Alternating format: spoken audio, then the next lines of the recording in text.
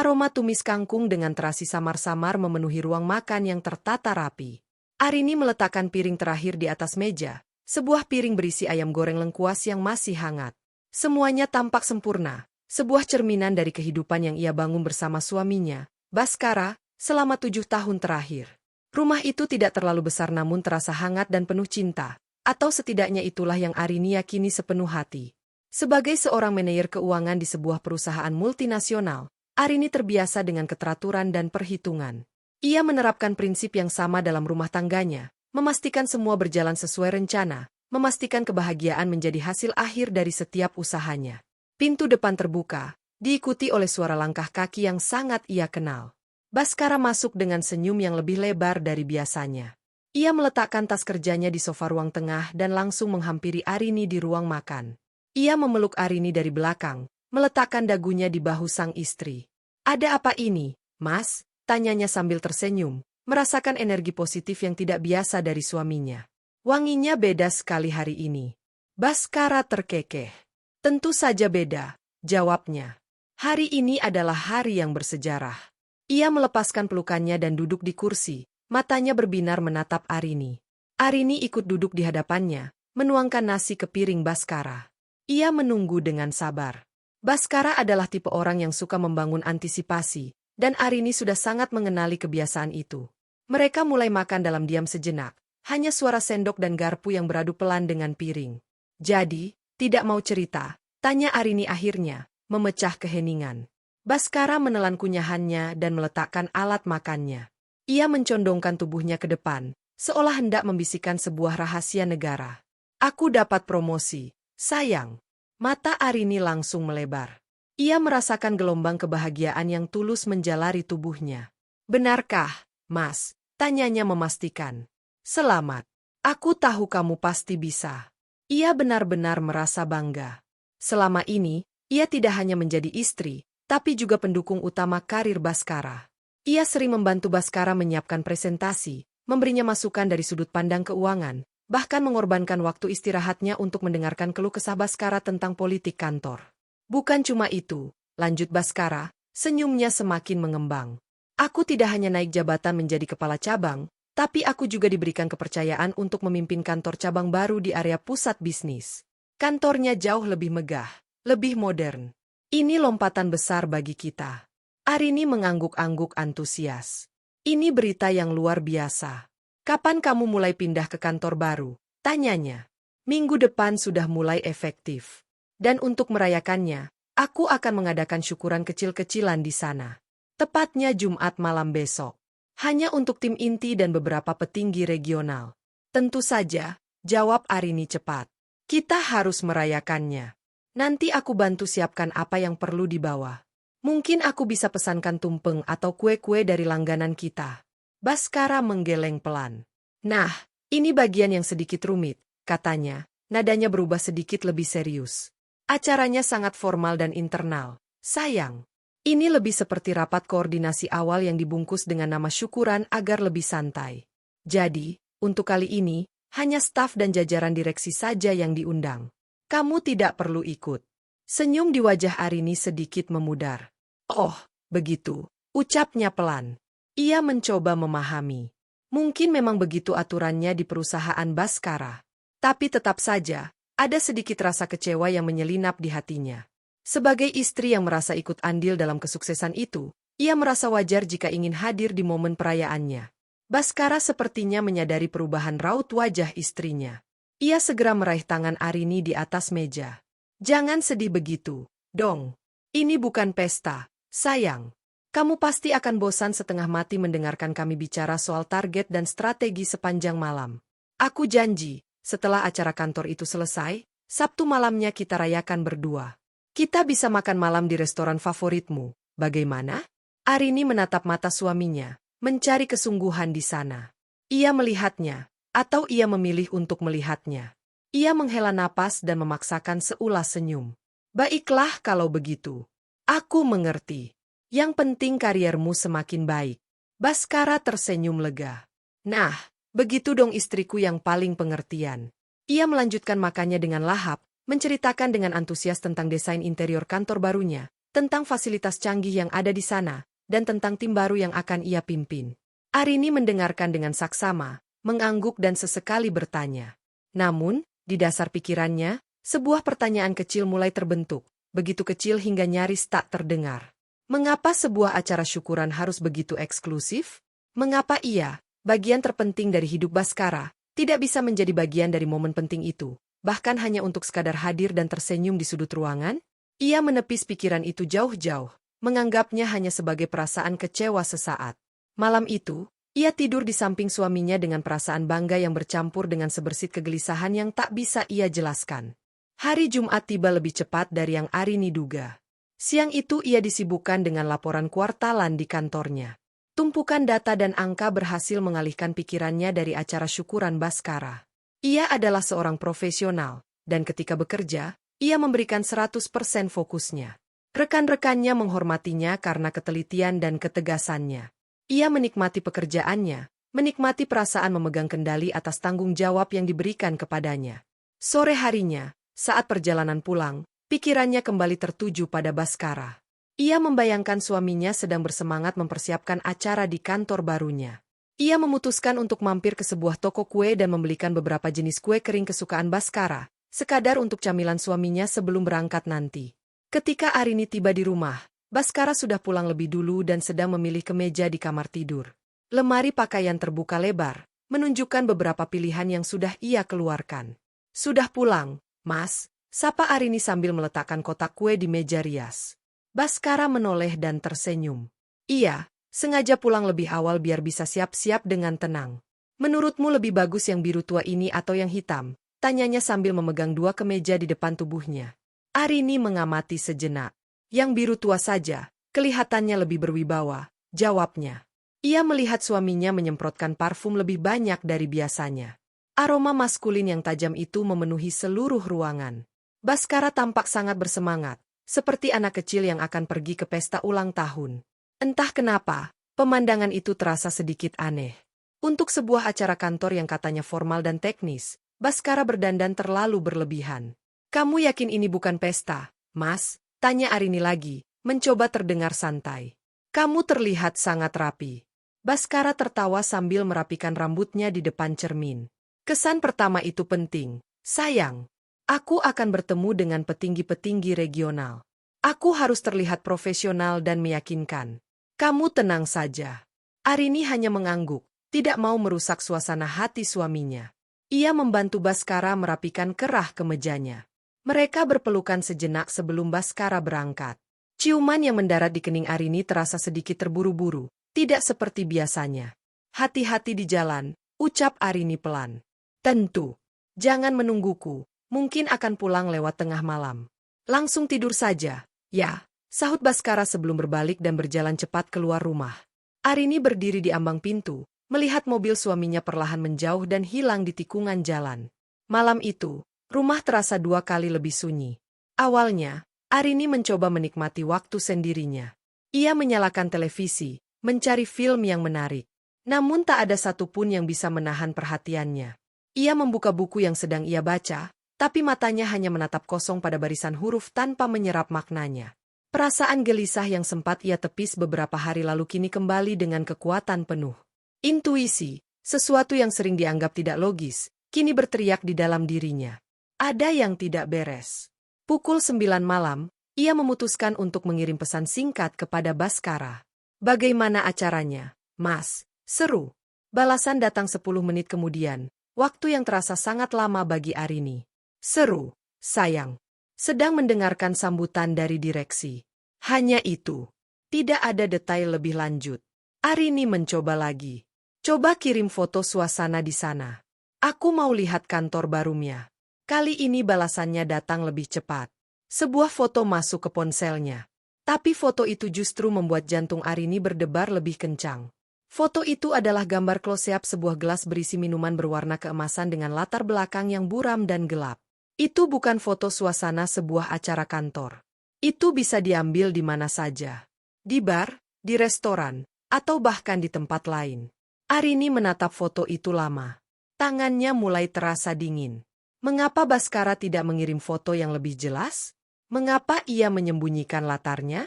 Kecurigaan yang tadinya hanya bisikan kini berubah menjadi suara gemuruh di kepalanya. Ia tidak bisa diam saja. Dengan tangan yang sedikit gemetar, ia mencari sebuah nama di daftar kontaknya, Doni. Doni adalah rekan kerja Baskara di kantor lama yang cukup akrab dengan Arini. Mereka beberapa kali bertemu di acara kumpul-kumpul perusahaan. Doni orang yang baik dan ceplas-ceplos. Arini menarik napas dalam-dalam, mencoba menenangkan suaranya sebelum menekan tombol panggil. Panggilan itu tersambung setelah dering ketiga. "Halo, Rin, ada apa malam-malam telepon?" Sapa suara Doni di seberang sana. "Hai, Don, maaf mengganggu," jawab Arini, berusaha terdengar sesantai mungkin. "Aku cuma mau tanya, kamu diundang ke acara syukuran kantor baru Baskara juga malam ini? Aku tadi lupa menanyakan daftar tamunya ke Mas Bas." Di seberang telepon, hening sejenak. Doni terdengar bingung. "Syukuran, Rin?" Tanyanya balik. "Syukuran apa?" "Setahuku kantor cabang yang baru itu belum 100% operasional. Belum ada acara apa-apa di sana. Aku seharian ini masih bekerja di kantor lama. Tidak ada kabar apapun soal syukuran." "Kamu yakin tidak salah dengar?" Setiap kata yang diucapkan Doni terasa seperti pukulan telak bagi Arini. Udara di sekitarnya seolah menipis, membuatnya sulit bernapas. "Jadi, tidak ada acara apapun?" tanyanya lirih. Lebih pada dirinya sendiri daripada pada Doni. "Tidak ada, Rin." "Sama sekali," tegas Doni. "Memangnya Baskara bilang begitu?" Arini tidak menjawab. Ia hanya bergumam terima kasih, "Don, infonya sangat membantu," lalu segera menutup telepon. Ponsel itu terasa begitu dingin dan berat di tangannya. Ia terduduk lemas di sofa. Ruang tengah yang nyaman itu kini terasa seperti sebuah kotak yang pengap dan mencekik. Sunyi. Hanya suara detak jam dinding yang terdengar seperti hitungan mundur menuju sebuah kebenaran yang menyakitkan. Kini tidak ada lagi keraguan. Baskara telah berbohong. Kebohongan yang direncanakan dengan rapi. Pertanyaannya bukan lagi apakah suaminya berbohong, tapi untuk apa ia berbohong? Dan yang lebih penting, di mana sebenarnya Baskara berada saat ini? Arini menatap layar ponselnya yang gelap, bayangan wajahnya yang pucat terpantul di sana. Malam itu, seorang istri yang percaya dan setia telah mati, dan seorang penyelidik yang terluka telah lahir. Ketenangan yang dipaksakan Arini pecah berkeping-keping begitu panggilan dengan Doni berakhir. Ponsel di tangannya terasa seperti sebongkah es. Hening. Hanya suara jam dinding yang terus berdetak tanpa peduli pada dunia Arini yang baru saja runtuh. Syok awal yang membuatnya lemas kini perlahan bermetamorfosis menjadi sesuatu yang lain. Sesuatu yang lebih dingin, lebih tajam, dan lebih fokus. Amarah. Bukan amarah yang meledak-ledak, melainkan amarah beku yang mengkristal menjadi satu tujuan, yaitu mencari kebenaran. Ia tidak akan hanya duduk dan menangis. Ia adalah seorang manajer keuangan. Dunianya adalah data, fakta, dan jejak audit. Malam ini, ia akan mengaudit kehidupan suaminya sendiri. Dengan jari-jari yang kini tidak lagi gemetar melainkan kaku karena tekad, ia membuka aplikasi perbankan di ponselnya. Ia masuk ke akun kartu kredit gabungan mereka, sebuah akun yang biasa ia gunakan untuk memantau pengeluaran bulanan. Matanya memindai barisan transaksi dengan kecepatan yang terlatih. Pembelian bahan bakar di pom bensin dekat kantor lama Baskara, pembayaran makan siang di kantin, transaksi di sebuah toko buku. Semuanya tampak normal, sesuai dengan rutinitas harian suaminya. Ia terus menggulir ke bawah, mencari anomali, mencari satu transaksi yang tidak pada tempatnya. Lalu matanya berhenti. Terkunci pada satu baris tulisan yang membuat napasnya tertahan. Nama sebuah restoran Italia di kawasan Senopati. Arini tahu tempat itu. Restoran dengan suasana temaram, musik lembut, dan harga yang mahal. Tempat yang cocok untuk pasangan yang sedang berkencan, bukan untuk syukuran kantor. Ia melihat detailnya. Transaksi dilakukan pukul 7 malam ini. Jumlahnya cukup untuk makan malam mewah 2 orang. Lengkap dengan minuman. Lokasinya sangat jauh dari area kantor baru Baskara yang berada di pinggiran kota, namun cukup strategis jika seseorang ingin menghabiskan malam di pusat hiburan Jakarta. Ini dia.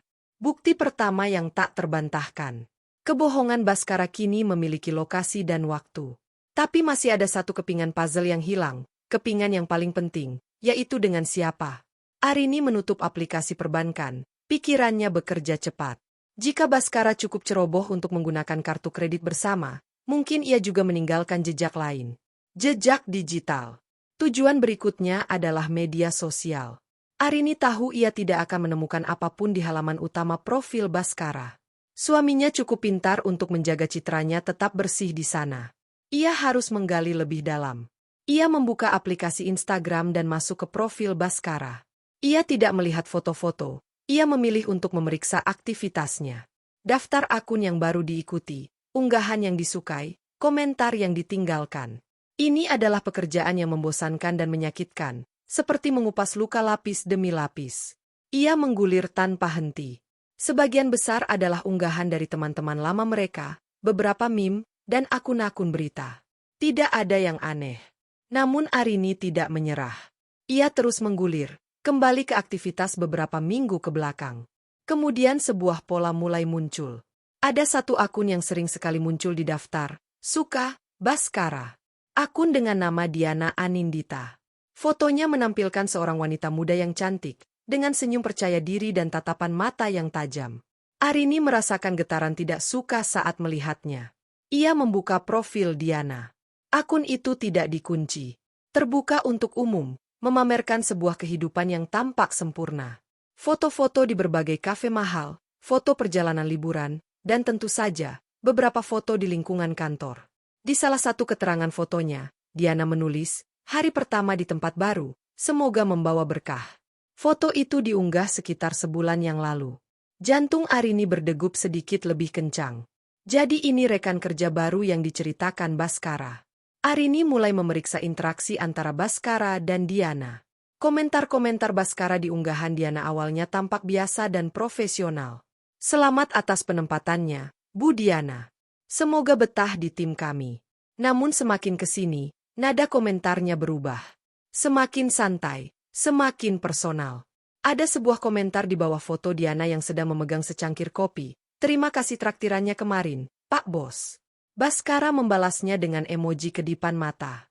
Sederhana, namun bagi Arini saat ini, emoji itu seperti sebuah pengakuan. Rasa mual naik ke tenggorokan Arini. Ia terus menggali, didorong oleh kebutuhan untuk mengetahui segalanya. Ia harus menemukan hubungan antara wanita ini dengan kebohongan Baskara malam ini. Ia terus menelusuri profil Diana, melihat setiap unggahan, setiap lokasi yang ditandai. Dan di sanalah ia menemukannya. Sebuah unggahan dari seminggu yang lalu. Foto sebuah sudut kamar yang didekorasi dengan apik. Keterangannya berbunyi, akhirnya menemukan ketenangan di tempat baru. Dan di bawahnya, ia menandai lokasi, kosan eksklusif Anggrek, Jalan Melati nomor 7. Sebuah alamat. Arini menyalin alamat itu dan menempelkannya di aplikasi peta. Lokasinya ternyata tidak jauh dari restoran Italia tempat Baskara makan malam tadi. Semuanya terhubung. Kebohongan itu kini memiliki nama, wajah, dan sebuah alamat. Amarah beku di dalam diri Arini kini mulai mencair, berubah menjadi lahar panas yang menuntut tindakan. Ia tidak akan menunggu sampai besok pagi. Ia tidak akan membiarkan Baskara pulang dengan senyum palsu dan cerita bohongnya. Ia akan mendatangi kebenaran itu sendiri, malam ini juga. Ia menyambar kunci mobilnya, pikirannya sudah bulat. Jalanan ibu kota pada Jumat malam selalu ramai, namun bagi Arini, semua itu hanyalah pemandangan kabur. Lampu-lampu kota yang berkelip, deretan mobil yang merayap, semuanya tidak berarti. Pikirannya terkunci pada satu titik, alamat yang tertera di layar ponselnya. Ia mengemudi seperti robot, tangannya mencengkeram setir dengan erat, buku-buku jarinya memutih. Tidak ada air mata. Tahap kesedihan sudah ia lewati. Kini yang tersisa adalah tekad baja untuk menghadapi apapun yang akan ia temukan di ujung perjalanan ini. Setelah hampir 1 jam menembus lalu lintas, ia akhirnya tiba di Jalan Melati. Sebuah jalan yang tidak terlalu lebar, diapit oleh rumah-rumah besar dan beberapa bangunan komersial. Ia melambatkan laju mobilnya, mencari nomor 7. Dan di sanalah tempat itu. Bukan seperti bayangan Arini tentang sebuah kos-kosan biasa. Bangunan itu modern, berlantai 3, dengan pagar besi tinggi dan pos keamanan kecil di dekat gerbangnya. Kosan eksklusif Anggrek, tertulis dengan huruf timbul yang elegan di dinding depan. Jantung Arini mencelos saat melihat sebuah mobil yang sangat ia kenali terparkir tidak jauh dari gerbang. Mobil sedan hitam milik Baskara. Mobil yang sama yang beberapa jam lalu meninggalkan garasi rumah mereka, dikendarai oleh seorang suami yang berjanji akan pergi ke acara syukuran kantor. Melihat mobil itu di sana adalah konfirmasi visual yang menyakitkan. Itu adalah paku terakhir yang menancap di peti mati kepercayaan Arini. Ia memarkir mobilnya di seberang jalan, di tempat yang agak gelap, lalu mematikan mesin. Untuk beberapa saat, ia hanya duduk diam di dalam mobil, menatap gedung di hadapannya. Apa yang harus ia lakukan sekarang? Masuk ke dalam dan membuat keributan? Menunggu di luar sampai mereka keluar? Kepalanya terasa kosong. Rencana yang tadinya terasa begitu jelas kini menguap, digantikan oleh keraguan dan rasa sakit yang menusuk. Saat ia sedang berperang dengan pikirannya sendiri, gerbang kosan itu terbuka. Seorang wanita paruh baya dengan daster batik dan rambut yang disanggul sederhana keluar dari pos keamanan. Wanita itu tampak sedang memeriksa keadaan sekitar sebelum mengunci gerbang utama.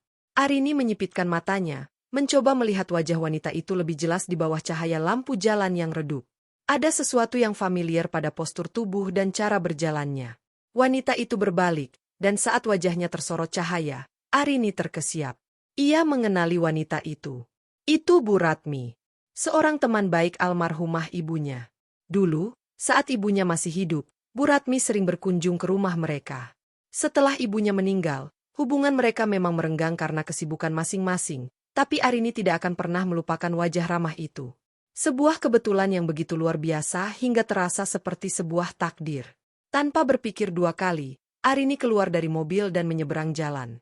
Ia berjalan dengan langkah cepat namun berusaha tenang. Bu Ratmi, panggilnya pelan.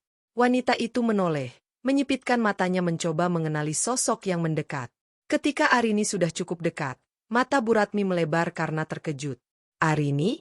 Anaknya Bu Retno, kan? Ya ampun, kamu di sini. Enduk. Ada apa malam-malam begini? Mendengar suara ramah yang sudah lama tidak ia dengar, pertahanan diri Arini nyaris runtuh. Ia menelan ludah, mencoba menahan getaran di suaranya. Iya, Bu. Ini saya, Arini. Maaf mengganggu malam-malam. Tidak apa-apa. Kamu ada perlu apa di sini?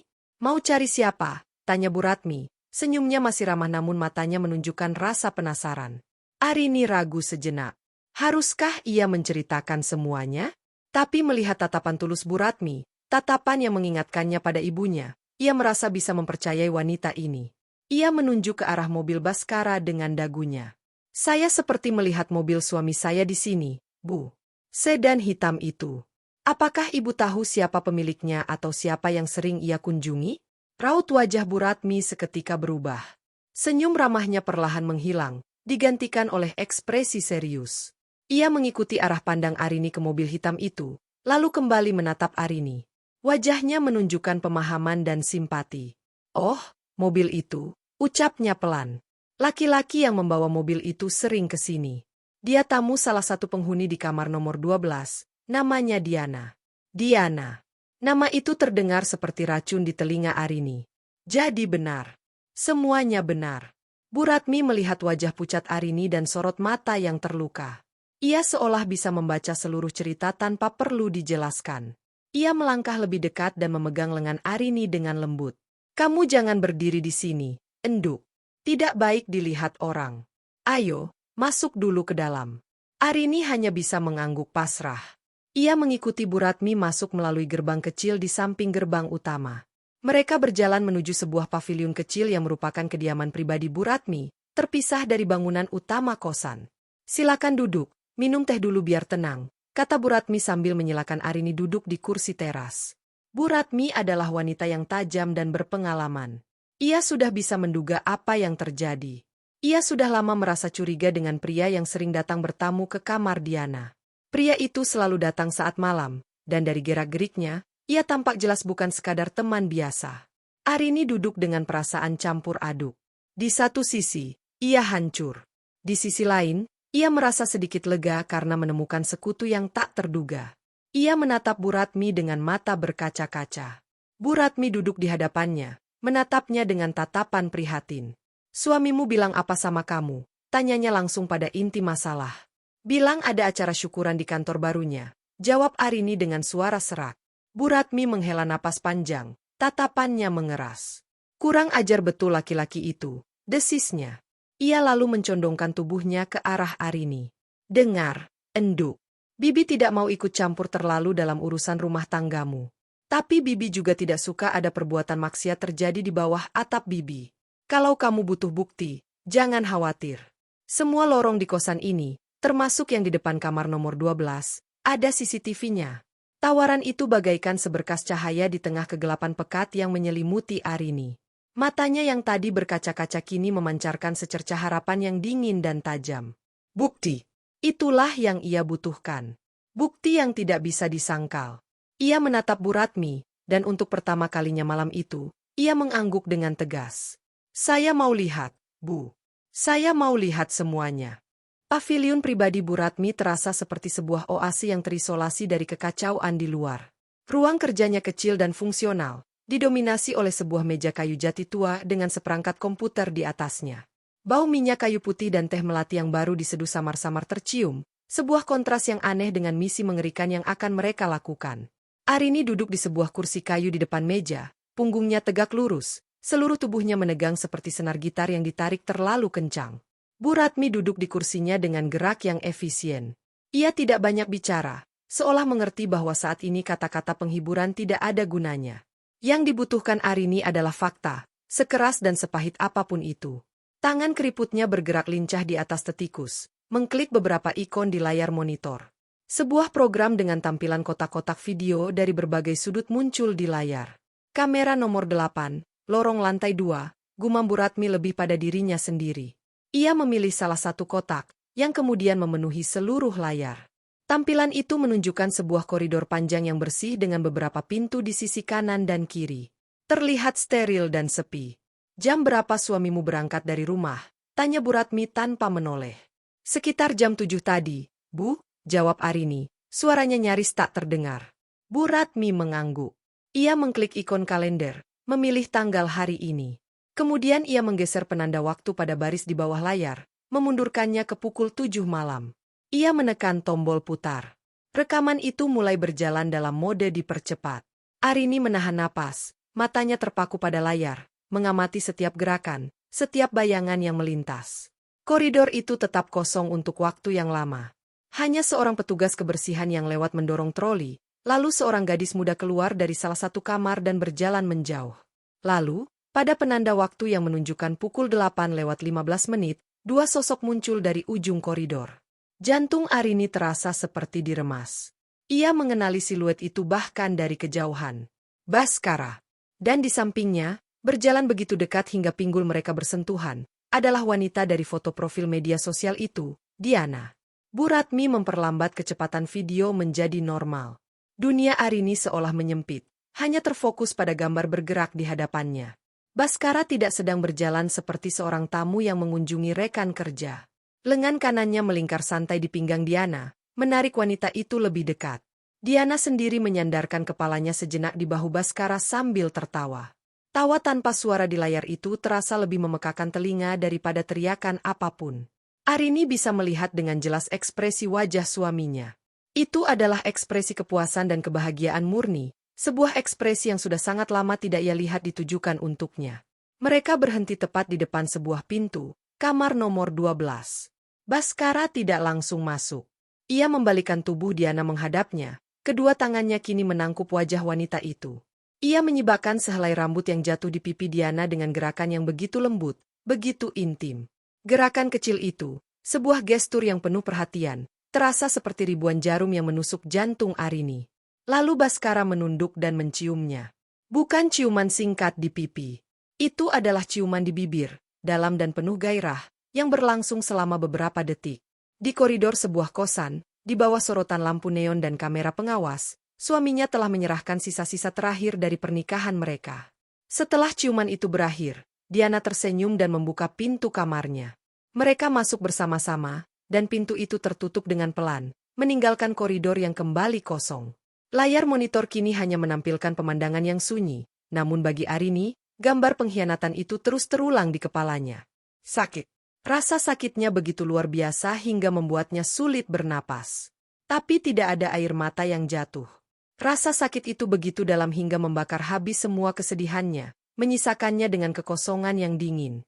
Di dalam kekosongan itu, sebuah benih keputusan mulai tumbuh. Ia merasakan sebuah tangan hangat mendarat di bahunya. Itu tangan Bu Ratmi. Sekarang kamu sudah lihat sendiri, enduk, ucap wanita itu dengan suara pelan dan penuh simpati. Kamu mau bagaimana sekarang? Itu hak kamu. Bibi hanya bisa bantu sampai di sini. Arini menarik napas panjang dan dalam, mencoba mengumpulkan kembali sisa-sisa dirinya yang hancur. Ketika ia akhirnya berbicara, suaranya terdengar asing di telinganya sendiri. Datar, dingin, dan tanpa emosi. Bisa saya minta salinan rekamannya, Bu? Saya akan membutuhkannya. Tentu saja, jawab Bu Ratmi tanpa ragu. Ia mengambil sebuah diska lepas dari laci mejanya dan menyambungkannya ke komputer. Dengan beberapa klik, ia menyalin berkas video berdurasi 2 menit itu. Proses penyalinan yang singkat itu terasa seperti penyerahan sebuah senjata. Setelah selesai, Bu Ratmi menyerahkan diska lepas itu kepada Arini.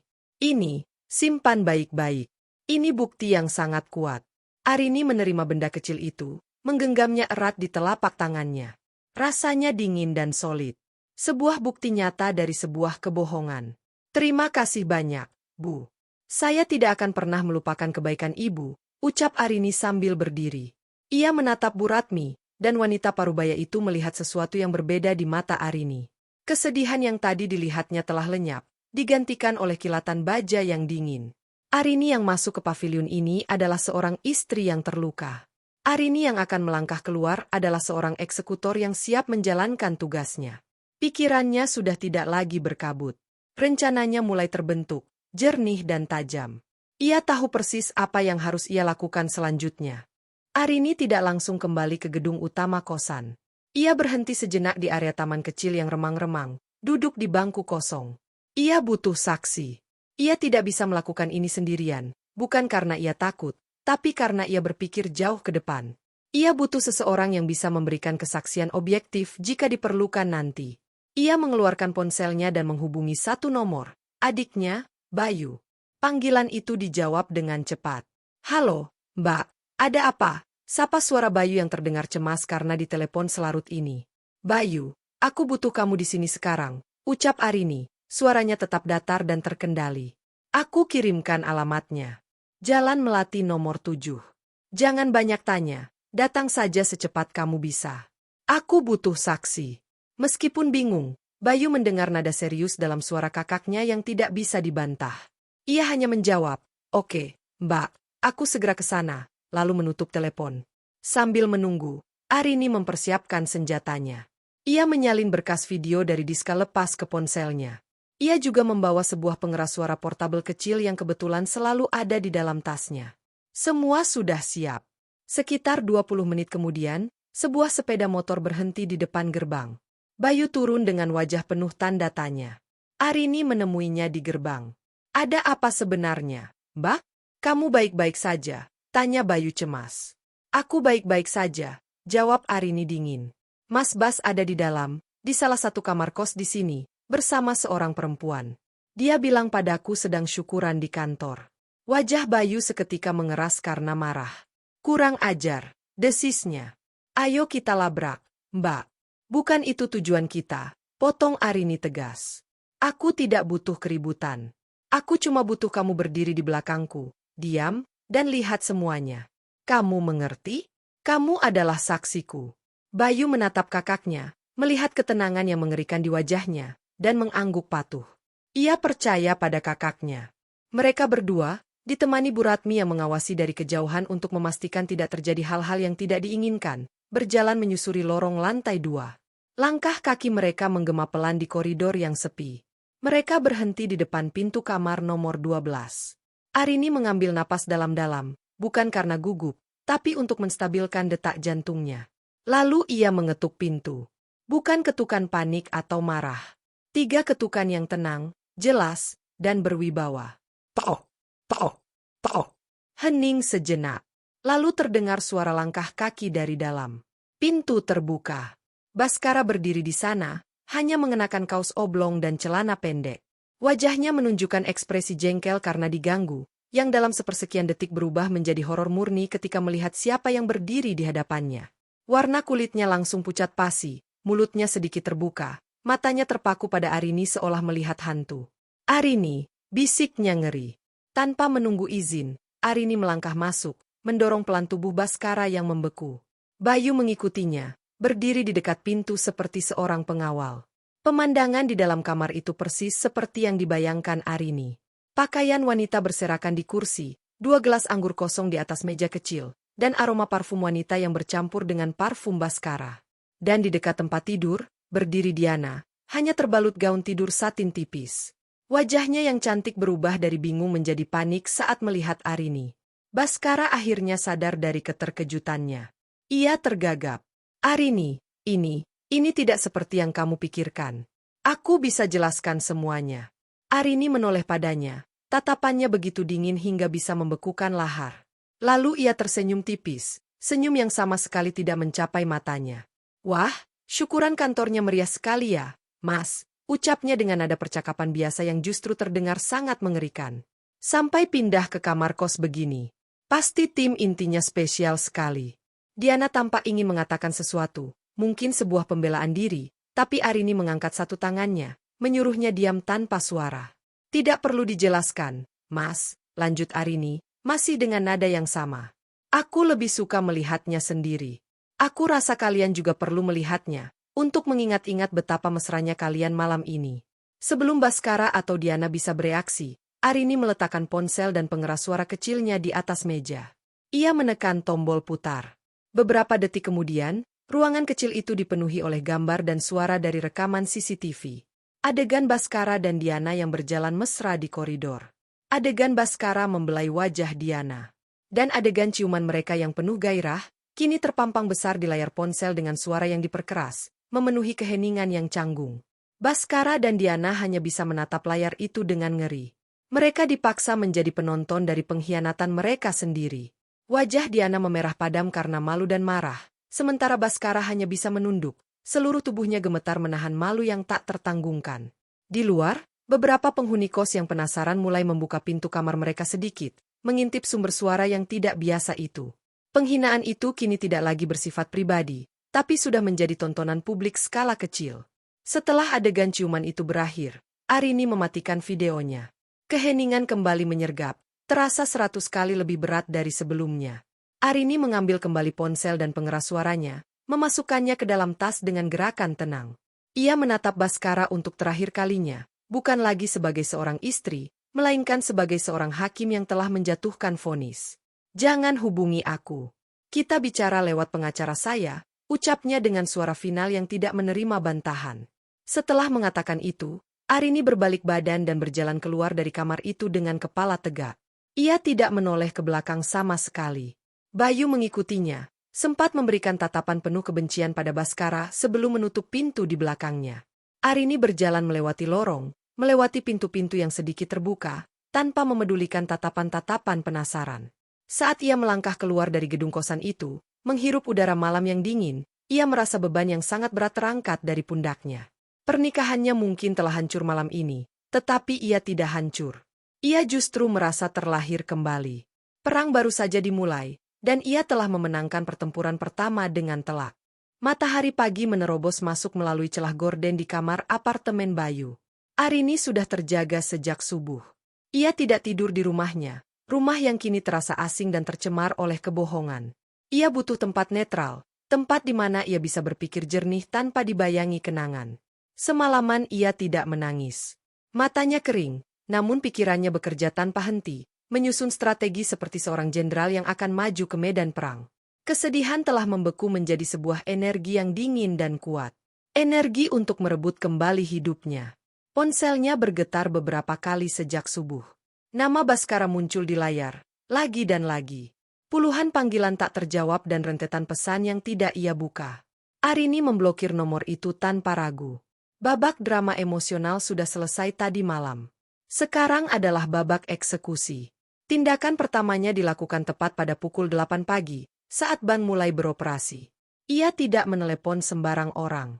Ia menghubungi manajer akun prioritasnya, seorang wanita bernama Rina yang sudah lama menangani portofolio investasinya. Suara Arini di telepon terdengar tenang dan profesional, seolah sedang mendiskusikan pergerakan saham, bukan runtuhan rumah tangganya. Selamat pagi, Bu Rina. Ini Arini. Saya harap tidak mengganggu, ucapnya. Saya menghadapi situasi darurat dalam keluarga dan perlu mengambil beberapa langkah cepat untuk proteksi aset. Di seberang telepon, Rina yang sudah terbiasa dengan berbagai permintaan nasabah kaya segera tanggap. Tentu, Bu Arini. Apa yang bisa saya bantu? Tanyanya. Saya minta untuk segera membekukan rekening bersama atas nama saya dan Baskara. Efektif saat ini juga, kata Arini tegas. Selain itu, saya ingin mengkonfirmasi bahwa semua aset investasi, deposito, dan properti yang 100% diatasnamakan saya aman dan tidak dapat diakses oleh pihak lain tanpa persetujuan tertulis dari saya. Arini tahu persis apa yang ia lakukan. Selama bertahun-tahun, ialah otak di balik keuangan keluarga mereka. Ia memastikan rumah mewah yang mereka tinggali, 2 apartemen yang mereka sewakan, dan sebagian besar portofolio saham, semuanya berada di bawah namanya.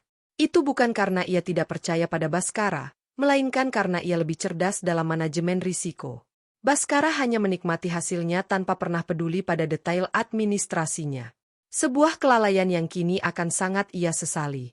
Rina di seberang telepon mengkonfirmasi bahwa semua instruksinya akan segera dijalankan. Langkah pertama selesai. Langkah kedua adalah menghubungi pengacara. Arini juga tidak memilih secara acak. Ia membuka laptopnya dan mengirim surel kepada Larasati Pramono, seorang pengacara perceraian yang dikenal paling tangguh di Jakarta, dengan julukan Sang Bulldozer. Arini pernah bertemu dengannya sekali dalam sebuah seminar investasi. Dalam surelnya, Arini menulis dengan singkat dan padat, melampirkan ringkasan kasus dan menyebutkan keberadaan bukti video. Kurang dari 30 menit kemudian, ia menerima balasan. Sebuah undangan untuk bertemu di kantor Larasati siang itu juga. Pukul 1 siang, Arini sudah duduk di kantor Larasati yang mewah dan minimalis. Larasati adalah seorang wanita berusia akhir 40-an dengan tatapan tajam dan setelan kerja yang sempurna. Ia mendengarkan cerita Arini tanpa interupsi, wajahnya tidak menunjukkan emosi apapun. Setelah Arini selesai, ia hanya mengulurkan tangannya. Boleh saya lihat buktinya? Arini menyerahkan diska lepas yang diberikan Bu Ratmi. Larasati memasukkannya ke laptopnya dan menonton video berdurasi 2 menit itu. Saat video selesai, ia mengangguk pelan. Ini bukan hanya pistol berasap, Bu Arini, katanya datar. Ini meriam yang sudah ditembakkan tepat di sasaran. Kita bisa menuntut pembagian harta yang sangat menguntungkan pihak ibu. Mengingat sebagian besar aset atas nama ibu dan sumber dananya bisa dilacak dari penghasilan ibu, posisi kita sangat kuat. Mereka menghabiskan 1 jam berikutnya menyusun strategi. Gugatan cerai akan dilayangkan secepatnya dengan alasan perzinaan yang tidak dapat disangkal. Tuntutan harta gono gini akan difokuskan untuk mengamankan semua aset yang memang milik Arini, dan menuntut kompensasi atas kerugian moral. Larasati bekerja dengan cepat dan efisien. Sebelum Arini meninggalkan kantor itu, draft surat gugatan sudah selesai dan siap dikirimkan oleh kurir ke alamat orang tua Baskara, tempat Larasati berasumsi Baskara akan mengungsi. Saat berjalan keluar dari gedung perkantoran yang megah itu, Arini merasa seperti orang yang berbeda. Ia telah menyerahkan perangnya kepada seorang jenderal yang kompeten. Ia telah mengamankan benteng finansialnya. Ia merasa ringan dan berkuasa. Untuk pertama kalinya dalam 24 jam terakhir, ia menyadari bahwa ia tidak kehilangan apa-apa. Ia hanya sedang menyingkirkan beban yang selama ini menghambat hidupnya. Sang ratu telah menggerakkan pion-pionnya, dan kini ia hanya perlu menunggu lawannya menyadari bahwa ia sudah dalam posisi skakmat. Baskara tidak tidur semalaman. Setelah Arini dan adiknya pergi, ia dan Diana sempat terlibat pertengkaran sengit yang penuh tuduhan. Diana menyalahkannya karena ceroboh, sementara Baskara menyalahkan Diana karena kepanikannya. Suasana kamar kos yang tadinya menjadi surga kecil mereka kini terasa seperti neraka. Malu dan takut, ia meninggalkan kosan itu sebelum fajar, tidak berani menghadapi tatapan Bu Ratmi atau penghuni kos lainnya. Benar saja, ia tidak bisa pulang ke rumahnya sendiri. Kunci rumahnya terasa membakar di sakunya, tapi ia tahu ia tidak akan bisa masuk. Ia berakhir di rumah orang tuanya, disambut dengan tatapan kecewa dan rentetan pertanyaan yang tidak bisa ia jawab. Siang harinya, saat ia sedang meratapi nasibnya, sebuah kurir datang mengantarkan amplop coklat tebal. Tangannya gemetar saat membukanya. Surat gugatan cerai dari kantor pengacara Larasati Pramono. Nama pengacara itu saja sudah membuatnya lemas. Ia membaca tuntutan Arini. Tuntutan yang tidak hanya meminta cerai, tapi juga mengklaim hampir 90% dari total aset mereka. Kepalanya pusing. Ia mencoba menelepon Arini, tapi panggilannya langsung dialihkan. Pesannya tidak terkirim. Ia benar-benar telah diputus. Panik karena membutuhkan uang untuk menyewa pengacara tandingannya, ia mencoba mentransfer sejumlah besar uang dari rekening bersama mereka melalui aplikasi perbankan. Transaksi ditolak. Ia mencoba lagi dengan jumlah yang lebih kecil. Ditolak lagi. Sebuah notifikasi muncul di layarnya. Rekening dibekukan atas permintaan salah satu pemilik rekening. Dunia Baskara terasa runtuh. Ia baru sadar betapa bergantungnya ia pada Arini.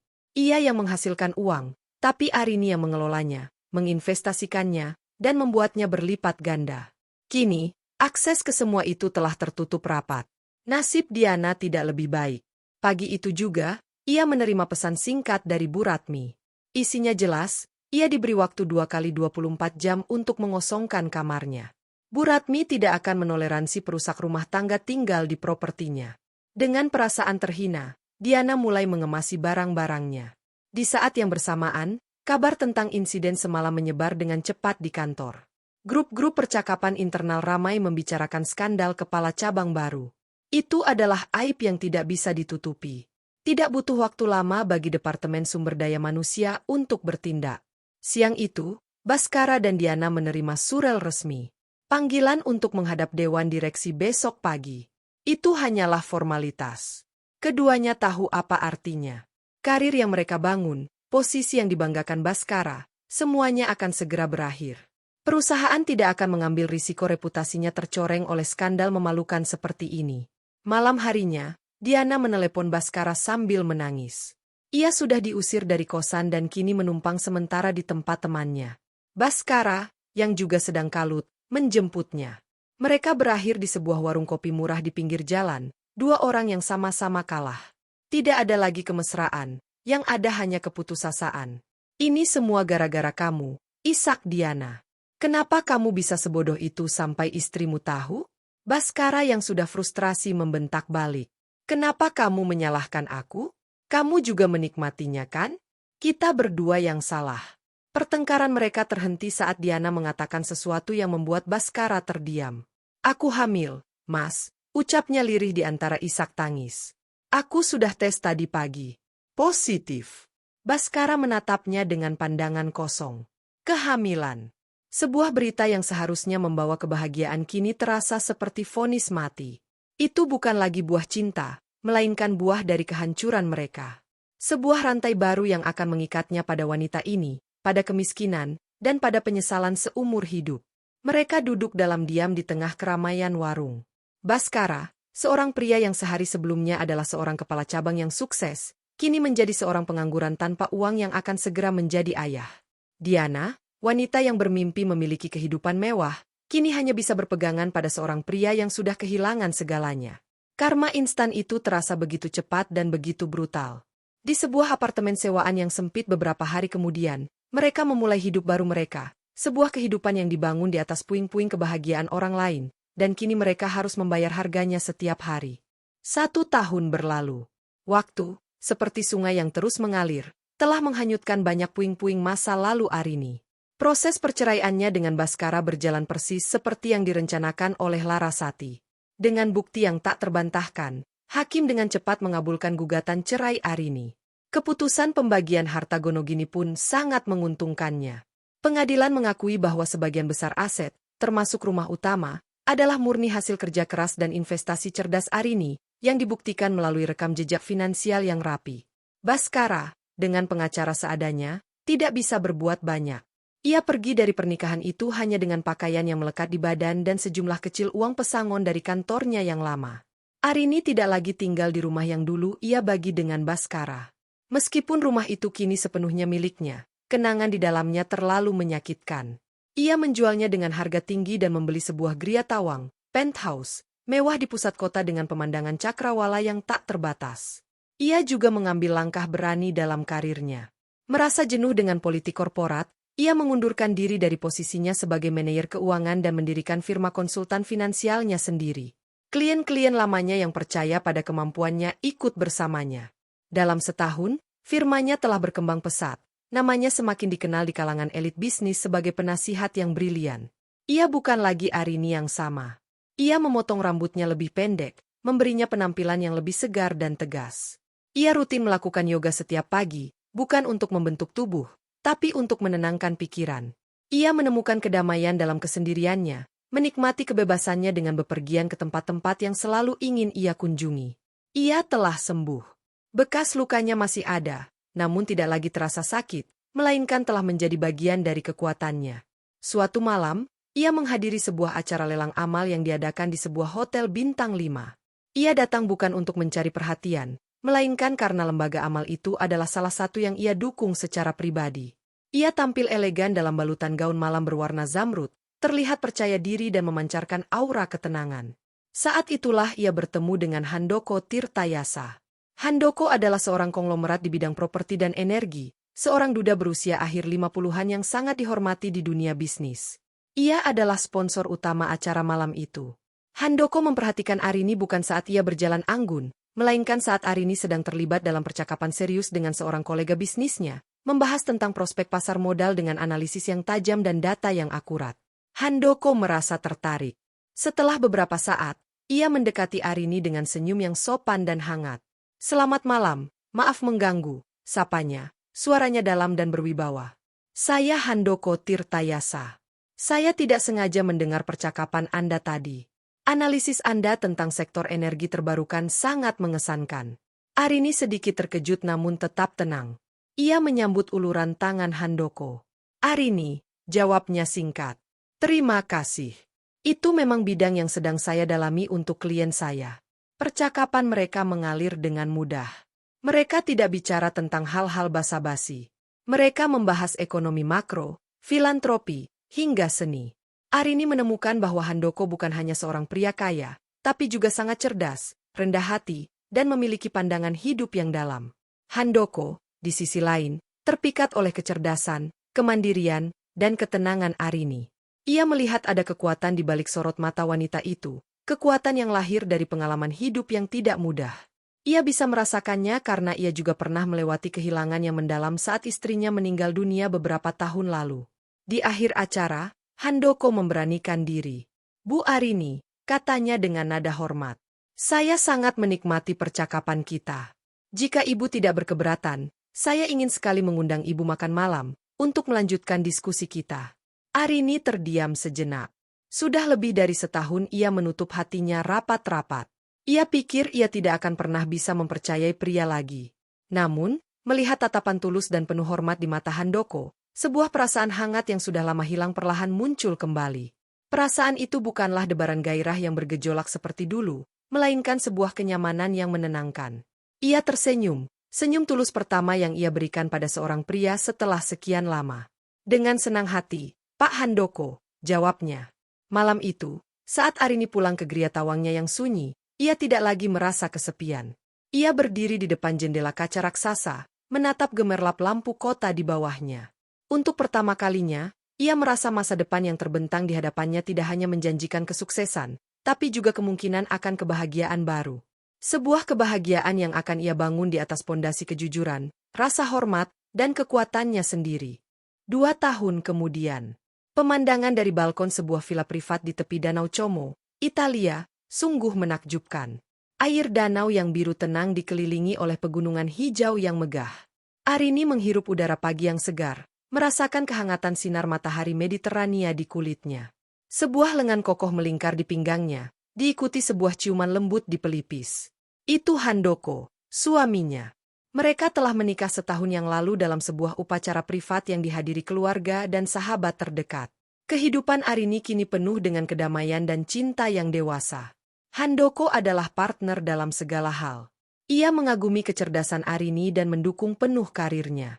Arini, di sisi lain, menemukan sandaran yang kokoh pada Handoko. Mereka saling mengisi, saling menguatkan. Kekayaan mereka melimpah, tapi kebahagiaan mereka tidak bersumber dari sana. Kebahagiaan mereka datang dari rasa saling menghargai, percakapan mendalam di malam hari, dan tawa yang mereka bagi saat sarapan. "Kamu sedang memikirkan apa, sayang?" tanya Handoko lembut. "Aku hanya sedang merasa bersyukur," jawab Arini sambil menyandarkan kepalanya di dada suaminya. Bersyukur untuk semuanya. Untuk perjalanan ini. Ia tidak lagi memikirkan Baskara dengan amarah atau sakit hati. Masa lalu itu hanyalah sebuah bab yang telah tertutup rapat, Sebuah pelajaran berharga yang membuatnya menjadi wanita seperti sekarang ini. Ia adalah seorang ratu yang telah menemukan kerajaannya yang sejati, sebuah kerajaan yang dibangun di atas cinta, kepercayaan, dan harga diri. Pada saat yang bersamaan, di sebuah sudut kota Jakarta yang padat dan panas, sebuah pemandangan yang sama sekali berbeda sedang terjadi. Di sebuah rumah kontrakan petak yang pengap, suara tangis bayi melengking tanpa henti. Dindingnya kusam dengan cat yang mengelupas, dan perabotan di dalamnya tampak tua dan seadanya. Baskara baru saja pulang dari pekerjaannya sebagai kurir barang, sebuah pekerjaan yang menguras tenaga dengan upah yang pas-pasan. Wajahnya tampak 10 tahun lebih tua, kuyu, dengan lingkaran hitam di bawah matanya. Ia melempar tubuhnya yang lelah ke sofa butut. Diana keluar dari kamar dengan wajah masam, menggendong anak laki-laki mereka yang terus menangis. Susunya sudah habis, popoknya juga tinggal 2, katanya dengan nada ketus. Kamu tidak ada uang lagi? Gaji kamu mana? Baskara memijat pelipisnya yang pusing. Sabar, Diana. Gajian masih 3 hari lagi. Uangku sudah habis untuk bayar kontrakan dan utang di warung. Sabar, sabar terus, bentak Diana, suaranya meninggi. Anak kamu mau dikasih makan apa? Batu? Ini semua gara-gara kamu. Kalau saja dulu kamu lebih pintar, hidup kita tidak akan seperti ini. Ini salah kita berdua, sahut Baskara lemah, sudah tidak punya tenaga untuk berdebat. Pertengkaran seperti ini sudah menjadi menu harian mereka. Cinta dan gairah yang dulu mereka rasakan telah lama menguap, digantikan oleh kepahitan, kemiskinan, dan saling menyalahkan. Anak yang lahir dari hubungan mereka pun tidak mampu merekatkan kembali apa yang sudah hancur. Ia justru menjadi sumber stres baru dalam kehidupan mereka yang sudah sulit. Baskara menatap kosong ke dinding di hadapannya. Sesekali, bayangan Arini melintas di benaknya. Bayangan Arini yang tersenyum, Arini yang sukses, Arini yang hidup bahagia. Ia mendengar kabar dari teman-teman lamanya bahwa Arini telah menikah lagi dengan seorang konglomerat. Setiap kali mendengar itu, dadanya terasa sesak oleh penyesalan yang tak berujung. Ia telah menukar sebuah istana dengan gubuk derita. Ia telah membuang berlian untuk mengejar sebuah kerikil yang ternyata tajam dan melukai. Terjebak di dalam penjaranya sendiri, ia hanya bisa menjalani sisa hidupnya membayar harga atas sebuah pengkhianatan, sementara di belahan dunia lain, sang ratu yang pernah ia campakkan, kini hidup bahagia selamanya di atas tahtanya yang baru. 5 tahun setelah surat gugatan cerai itu mendarat di tangan Baskara, gema dari peristiwa itu telah memudar menjadi keheningan bagi sebagian orang, namun terus berdengung nyaring bagi yang lain. Waktu telah mengukir 2 takdir yang begitu kontras, seolah sebuah tangan tak terlihat sengaja menggambarnya sebagai perumpamaan tentang pilihan dan konsekuensi. Di sebuah rumah megah yang menghadap lapangan golf di kawasan elit Jakarta Selatan, pagi hari selalu dimulai dengan ketenangan. Arini, kini di puncak usia 40-an, tampak lebih bersinar dari sebelumnya. Kerutan halus di sudut matanya hanya menambah pesona kedewasaannya. Ia tidak lagi memimpin firma konsultannya dari balik meja, ia telah menjadi salah satu suara paling berpengaruh di dunia keuangan Indonesia. Wajahnya sering muncul di majalah bisnis, dan ia menjadi pembicara utama di berbagai forum internasional. Namun kesuksesan terbesarnya bukanlah itu. Kebahagiaan terbesarnya kini memiliki wujud seorang gadis kecil berusia 4 tahun dengan mata berbinar seperti ayahnya dan senyum cerdas seperti ibunya.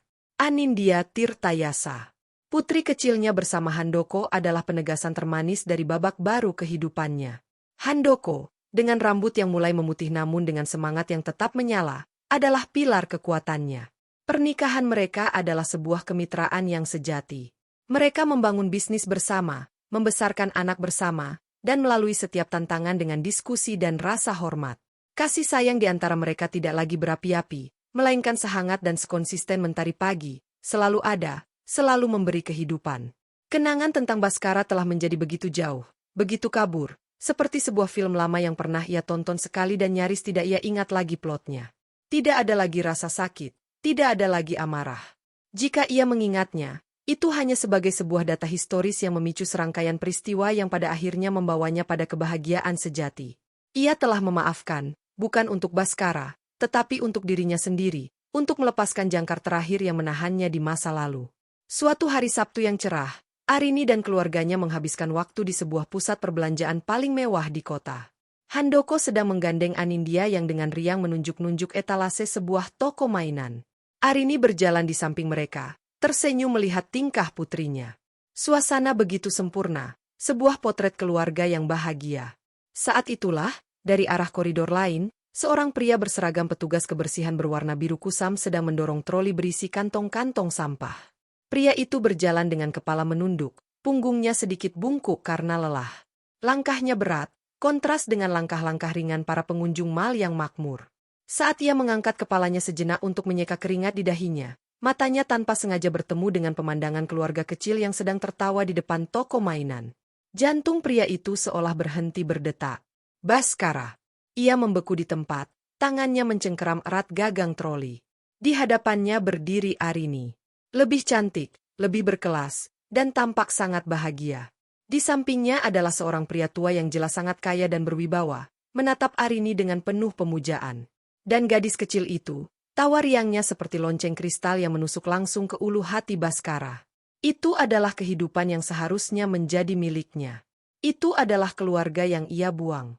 Dalam beberapa detik yang terasa seperti selamanya, seluruh kegagalannya terbentang di depan matanya. Wajahnya yang kuyu, seragamnya yang lusuh, bau samar sampah dari trolinya, semuanya menjadi cermin dari kehidupannya yang hancur. Ia melihat tangannya sendiri yang kasar dan kapalan, lalu melihat jam tangan mewah yang melingkar di pergelangan tangan Handoko. Jurang di antara mereka begitu dalam dan tak terseberangi. Arini, yang merasakan ada seseorang yang menatapnya, menoleh. Matanya bertemu dengan mata Baskara. Selama sepersekian detik, ekspresinya tidak berubah. Lalu, sebuah kerutan kecil muncul di dahinya, bukan karena marah atau terkejut, melainkan seperti ekspresi seseorang yang mencoba mengingat nama seorang kenalan lama yang tidak penting. Tidak ada kebencian di sana. Tidak ada kemenangan. Yang ada hanyalah sebuah kekosongan, sebuah ketidakpedulian yang sopan. Itu adalah tatapan yang ia berikan pada orang asing. Handoko, yang menyadari tatapan istrinya terpaku sejenak, mengikuti arah pandangnya. Ia melihat seorang petugas kebersihan yang menatap mereka dengan ganjil. Sebagai pria yang protektif dan peka, ia langsung mengerti. Tanpa mengatakan apa-apa, ia meletakkan tangannya dengan lembut di punggung Arini. "Anindya mau mainan yang mana, sayang?" tanyanya pada putrinya. Suaranya dengan lembut mengalihkan perhatian dan membawa keluarganya menjauh dari pemandangan yang tidak menyenangkan itu. Arini memberikan anggukan kecil yang nyaris tak terlihat pada Baskara, sebuah gestur pengakuan yang sama datarnya seperti saat seseorang mengangguk pada pelayan restoran, lalu berbalik dan berjalan pergi bersama suami dan anaknya. Baskara ditinggalkan sendirian di tengah keramaian. Troli sampahnya terasa sangat berat. Anggukan Arini, ketidakpedulian di matanya, terasa jauh lebih menyakitkan daripada 1000 makian. Itu adalah penegasan terakhir bahwa ia bukan siapa-siapa lagi bagi Arini. Ia bahkan tidak cukup penting untuk dibenci. Ia hanyalah hantu dari masa lalu yang kebetulan melintas. Malamnya, ia pulang ke kontrakan sempit yang sama. Bau apak dan suara televisi yang keras menyambutnya. Diana sedang menonton sinetron dengan wajah bosan, sementara anak mereka, Bima, yang kini berusia 6 tahun, bermain sendirian di pojok ruangan dengan mainan-mainan rusak. Bima adalah anak yang pendiam, matanya sering menunjukkan kebingungan melihat pertengkaran orang tuanya yang tak berkesudahan. Hubungan Baskara dan Diana sudah lama mati. Mereka hanya hidup bersama karena terpaksa, terikat oleh seorang anak dan kemiskinan. Baskara duduk di kursi plastik, menatap dinding yang retak. Pertemuannya dengan Arini tadi siang terus berputar di kepalanya. Ia akhirnya mengerti. Arini tidak hanya menang. Arini telah melupakannya. Ia telah menghapusnya dari kehidupannya seolah ia tidak pernah ada. Sementara ia, setiap hari, hidup dalam bayang-bayang penyesalannya. Ia mengorbankan sebuah kerajaan demi sebuah petualangan singkat, dan kini ia harus menjalani hukuman seumur hidup di dalam penjara penyesalan yang ia bangun sendiri. Takdir memang tidak pernah salah alamat. Ia telah menulis akhir ceritanya sendiri pada hari ia memilih untuk berbohong, dan kini ia harus membacanya berulang-ulang, setiap hari, hingga akhir hayatnya.